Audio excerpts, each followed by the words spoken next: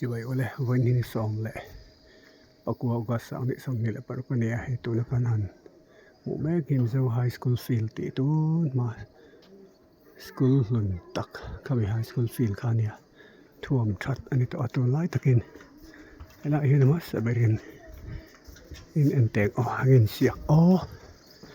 Mizo High School field inaugurated by Punal Doma Honorable Chief Minister in the presence of Phuket Sabdanga Honorable Minister EUD and PA Department 13 August 2026 Sambatum August Sani Samni Paruka Honani Chit Kani Sila Hi main gate ni Tamo Muduk Shadu Elam Thaya Kan Thiza Wang Thang Loka Hizar Kot Pekin Uma Tudukram Hi McDonald Hill Antia Ki Tila in England Ki Chief Minister Bangla Khania John Hay Mizoram State Museum Amero Chu Hi State Museum is so America Son Pei Changklung Tak building Omna Son Pei Ani to ani Ole in Lu to nang miang High School field chu Shredun am kan lu chilangi akan lu chil puyang cheu hi tan security duty na ama mo Lai inge lo thir ve te jogging track aba thadon ve jing car exercise lakdan tu na pahen morning exercise la to kan aman tlan ko tra mai a fu lu tok mai ro thil ra hi ti ra thau ri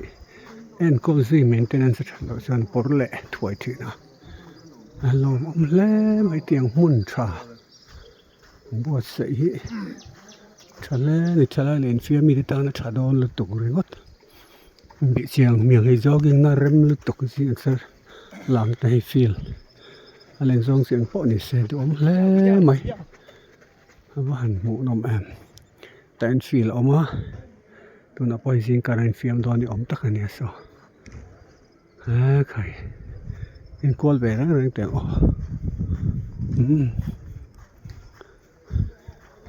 Nuam lu tuk ringot Hei khuan wai lam chat khi la khunga khon khel ta pon thut na rem tuar thei do na ti na kol pop mai ni jogging exer la na himo ala thar ma ka phul phang ang khu thar lam tha em mai tu na kal na po hi nuam lu tuk ringot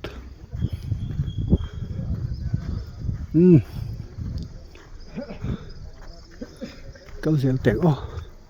Aman gom vaccine car riachi ni Mundang chang ponjing car motor le thei laka safe taka exer morning walking te ilak du chan ta hi ni pan theiang kan thati mong chima zar ko ta train traffic point tangin nil taka Chief Minister Bangla pan chawin hai rual lawin veilama he feel hi lom don ani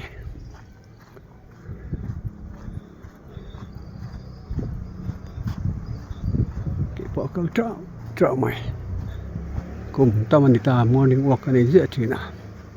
kal the za bang hi tilai hi ala moi don lu kan thang lian ang mo anom na em chu he jogging area hi gallery ang de sang veng bong anda khi phim bo ruak nuam tak adong ta cho nên thì công na tang hin jogging na tang hin kan thlir pe Assam rifle bo si bong kon khat la bong kon ni mo mini ko area kan muwa te chuan he tila hin zar kot biakin oma zakot presbyterian biak in chuan he heng te hian thli te excel la dan te he gym type mo excel la na gym system no pangta na oma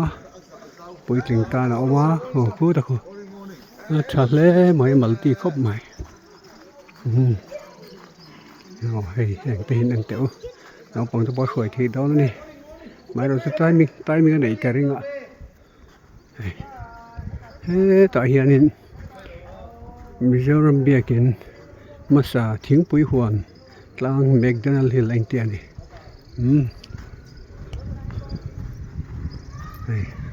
Zarkot biakin Zarkot Presbyterian Church sáng vạ mày hay hai building ông lầu xe số ta chậm thịt lấy chạy về làm một thể đó này khải hay làm gì có lẽ lắm là phải phải lực tục ringot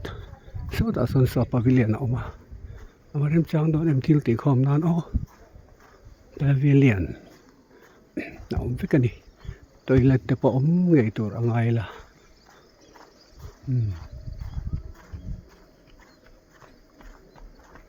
ti hian hei jing ka chiang to chun khfu to chun kala extra la se devin a thana san si police le engma mit mei ven tur ti mai motor le a khu velam ge lo in hian free devin thiang lim den fresh den extra la technique ki siam bang la chief minister bang la khani tamai ama thai mo du om hle mai so yang khan luk to ka en kol ni sela dai ri do ni kal zelin check out teng o teng so na noi ban lu thata hi tila hian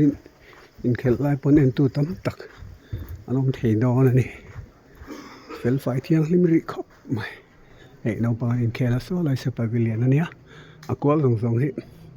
mi puita na mun ruat chakani tiang hian mo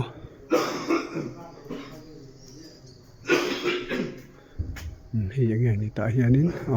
security duty na ni ti zong te kha chung tu ni ta sila a che vel kin thir teng o he ti hianin mem ge ta tang so jang ding la ma kan lut pheya ti hian inen sau re ren te so kan wani som le bo ka sang ni som ni par ka ni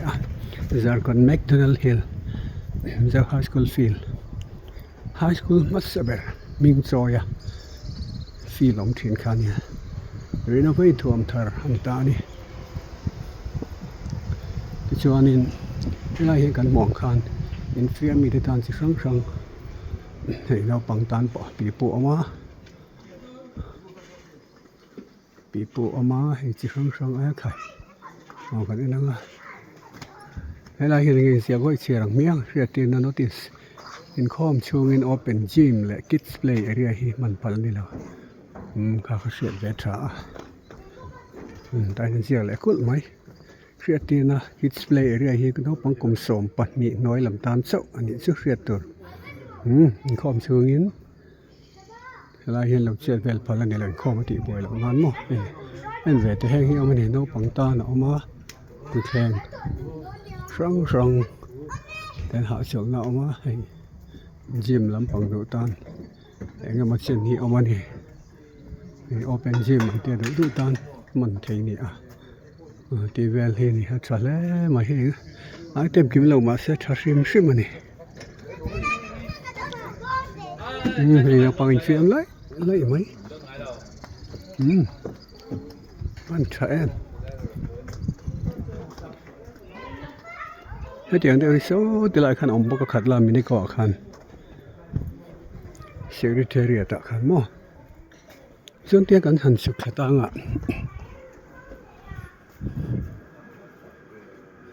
anh hỏi hiện car parking ông này